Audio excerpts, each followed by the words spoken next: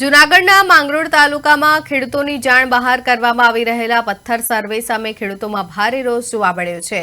કેન્દ્ર સરકારની ગાઈડલાઈન મુજબ એક એજન્સી દ્વારા તાલુકાના વિવિધ ગામોમાં પથ્થરનો સર્વે કરવામાં આવી રહ્યો હતો, પરંતુ સ્થાનિક ખેડૂતોને આ અંગે કોઈ જાણકારી આપવામાં ન આવી હોવાનો આક્ષેપ છે।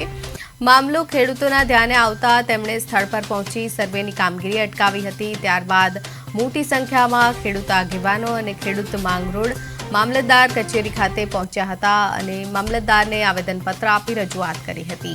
ખેડૂતોએ સ્પષ્ટ ચેતવણી આપી હતી કે સર્વે કામગીરી તાત્કાલિક બંધ નહીં થાય તો ઉગ્ર આંદોલન કરવામાં આવશે।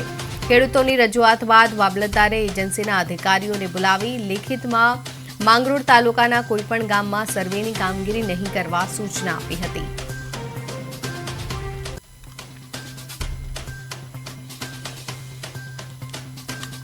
કે ભાઈ કોઈપણ જાતની કામગીરી માંગરોળ તાલુકાના કોઈપણ ગામમાં કરવાની નથી એવી લેખિતમાં મામલતદારશ્રીએ અમારી માગણી મુજબ એમણે આવેદનપત્ર આપ્યું। એ મુજબ અમે માગણી સંતોષાણી છે અને એ બાબતે અમને સંતોષ છે અને આજથી આ જે એજન્સી કામ કરે છે એ કામગીરી આજથી બંધ કરવામાં આવે છે અને અટકાવવાની બાંહેધરી આપી કે ભાઈ કોઈપણ જાતની કામ